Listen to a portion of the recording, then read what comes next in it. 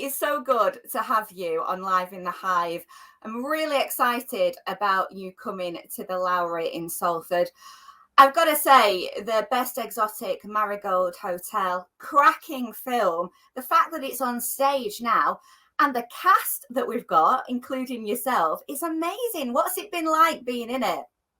Well, it's great because it's a brand new play, albeit it's been, adapted from a book to a film and now live on stage. But I think the essential ingredients that made the book so successful and the film so successful remain. And I can only go from, the reaction of the audience. And I've done, quite a lot of shows over the years, and you can begin to tell whether a show is going to work or not just by the audience reaction. And that has been very, very good. So it all bodes well for a successful run. They all clap along at the end and seem to have had an enjoyable time. And the houses are very good. We're getting some good audience figures as well.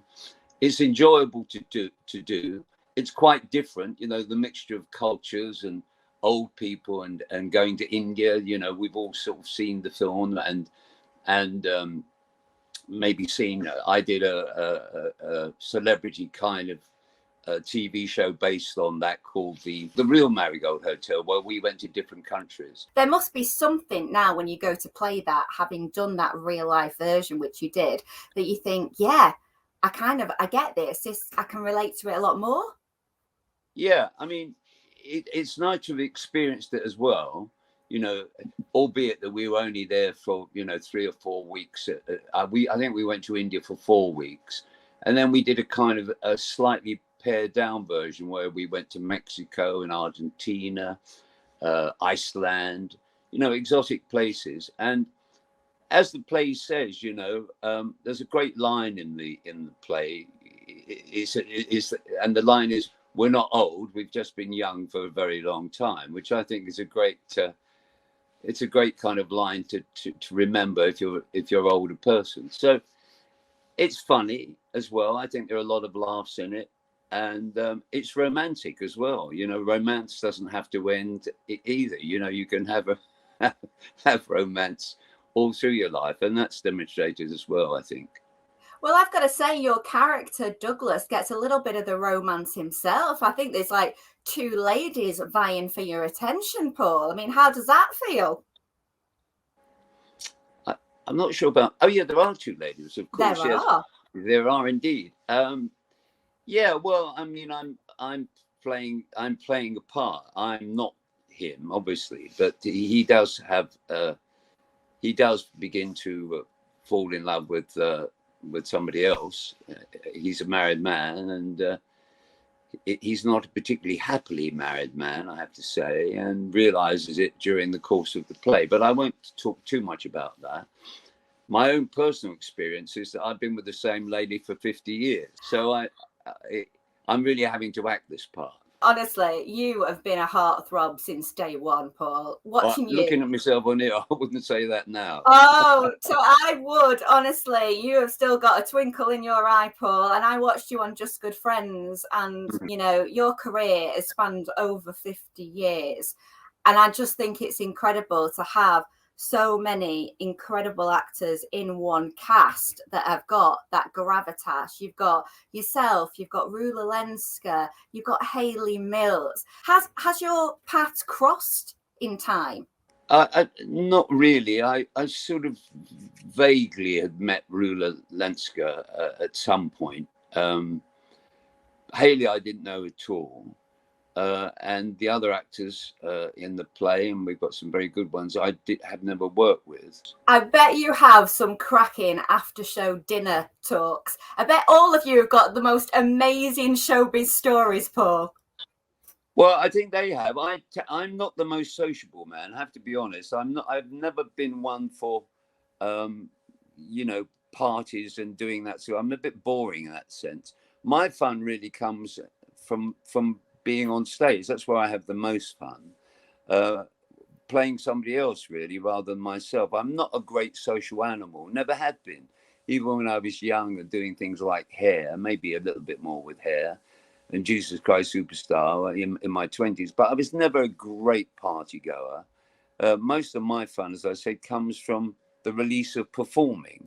And that's why it's important for me to keep going, because it's kind of where I get a chance to express myself, albeit through a different character. And And I guess you've been reflecting on like that career and performing recently, because you've got a book out which is all about your life and all the shows that you've done. There's so many. You mentioned Hair. You were the first Jesus Christ superstar to take to the stage. You've done amazing things. I mean, my mother-in-law saw you in Manchester in the Pirates of Penzance. I saw you in Singing in the Rain, directed by the wonderful Tommy Steele. The list is endless. What has been the standout ones for you, Paul? Because obviously doing that book, you must now kind of think to yourself, there was particular moments that you really loved. Well, I've loved them all, really. I tend to try and look forward, but I've enjoyed them all. I mean, all those shows that you mentioned were successful.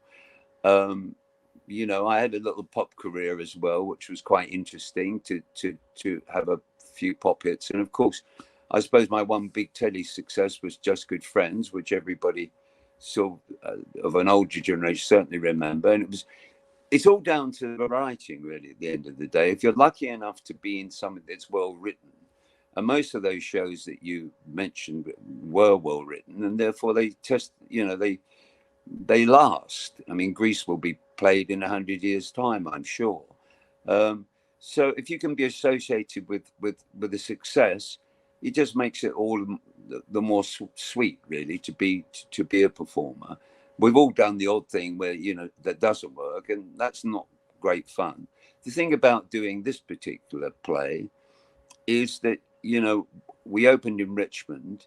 I mean, I don't want to tempt the gods, but it does seem that the public enjoy the show.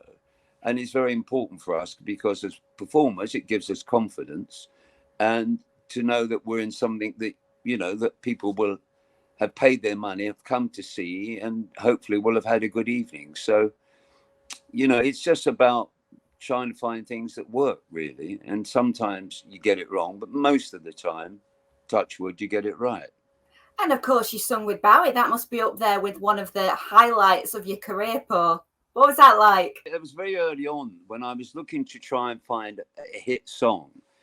I don't know how old I was. I was probably pretty young, and he was pretty young.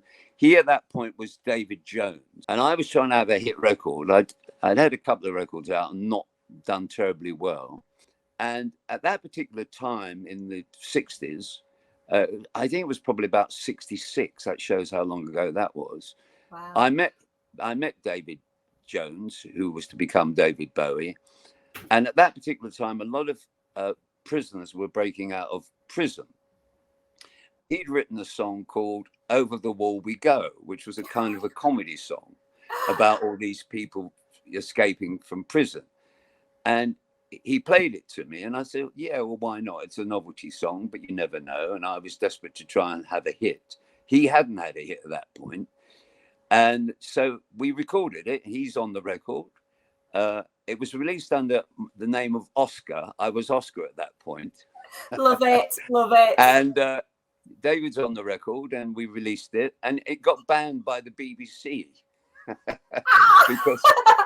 because it was a little bit, singing about all coppers and nanas wasn't exactly, they didn't like that very much. So it was banned.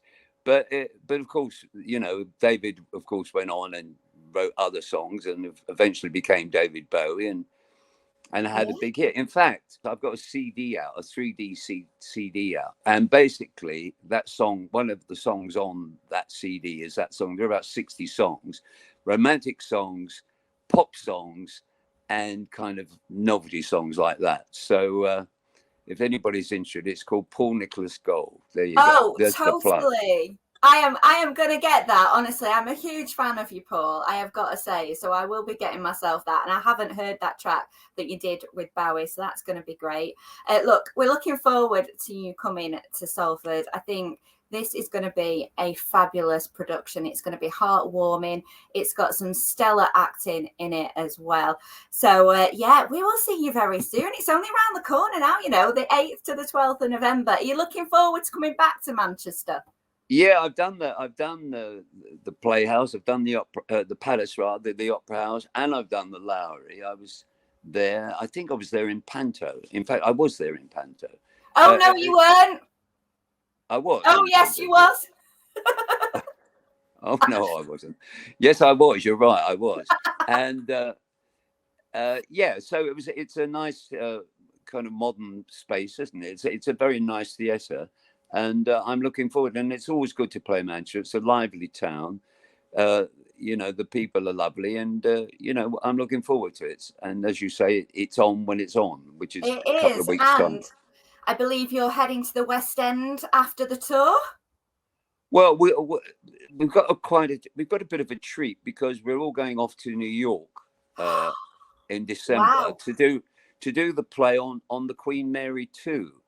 And when I was growing up, you know, in the 50s, one of my dreams was to go to America on the Queen Mary. And, you know, it's taken this long, but that dream is about to come true because we're performing on Queen Mary 2. It's not the original one.